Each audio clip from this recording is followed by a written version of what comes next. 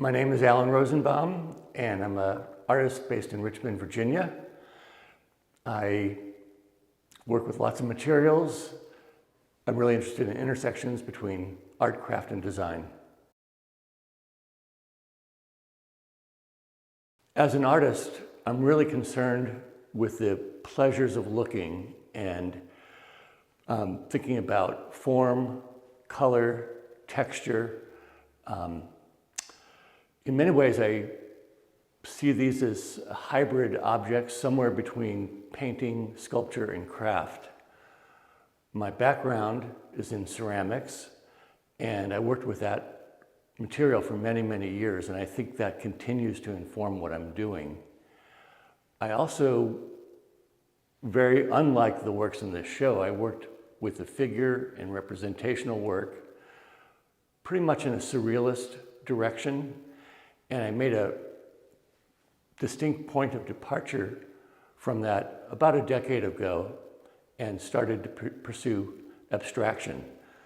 I see the works as non-objective. I'm not trying to build a narrative with the work. I really am interested in engaging viewers in the act of looking. You know, what I think that I do as an artist is find a way to make these works, to help viewers slow down and look at the work. And what I'm thinking about when I'm making the work is, how can I build into these objects details and qualities that are going to make people slow down and think, and not think about a message, but think about looking. It's really about perception. The exhibition is titled Substratum, and what I'm referring to with that title is the very innermost layer of the work, the underlayer,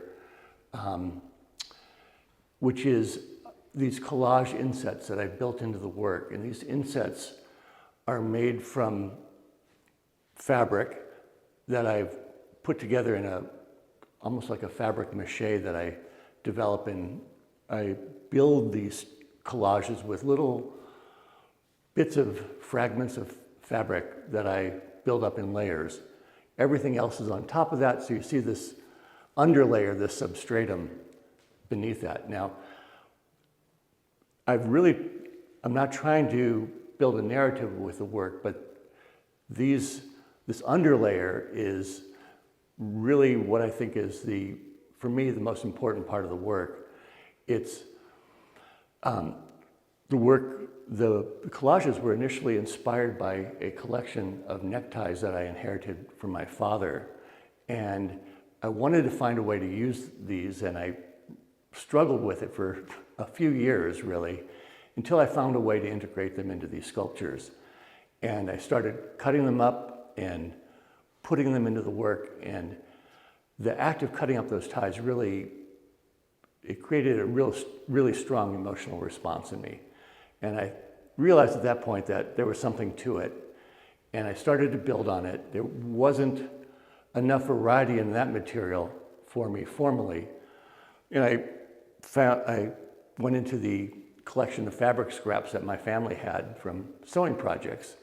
I started integrating those into the work.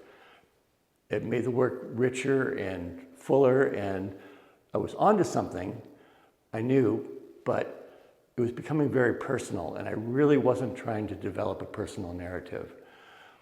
I then started going to estate sales, finding quilters' stashes of fabric, sewing baskets, some old textiles that I also cut up, and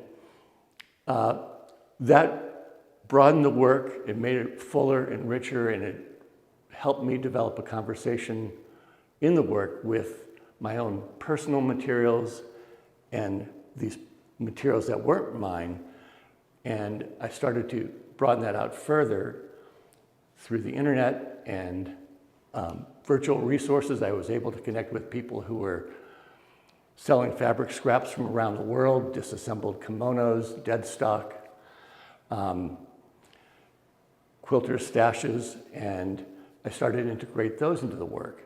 I really see this as a remixing of the public and the private, where my personal scraps were integrated with scraps from the world at large. And if there's any message in the work, it might be that. I mean, it's not a literal linear message, but I'm hoping that people will come to the work and start to look at the layers of fabric and think about that integration of the private and the public. Okay, well, ultimately, I hope that viewers will come away from the exhibition with a series of questions. I want them to think about, what is a craft object? What is a painting? What is a sculpture? What I'm pursuing with the work, it might be the intersection of those three things. But that is a boundary that is negotiable, and I'm hoping that viewers will participate in that negotiation. I think there's a lot to look at, almost in an archaeological way with this work. They're built up very carefully over a period of time. There's a lot of texture, and I think that could be read in a certain way. I'm working with processes like felted wool, and you could see how the individual fibers of wool are felted together in the work. And then again with the layers of fabric, the way the collage is built up in layers with one scrap over the other scrap. Some of the scraps are translucent. You can see an under layer through a layer that's on top. And if you slow down, and I think that's what ultimately I want to happen with this show, is that you slow down and get involved with the pleasures of looking. In the future, I plan to continue this direction of work. I see this as a series that's definitely in progress. This is one point in time. It's not an end point, I don't think, for the work. I'm a maker, and I'm engaged with making, and I'm going to continue to make. It's what I do. I'm trying to push the possibilities with these pieces, new shapes, new forms, larger works, smaller works. I think I've developed certain elements of a visual language that I'm continuing to use, but also I want to build on. I would love to put together shows similar to this in the future. I have some lined up.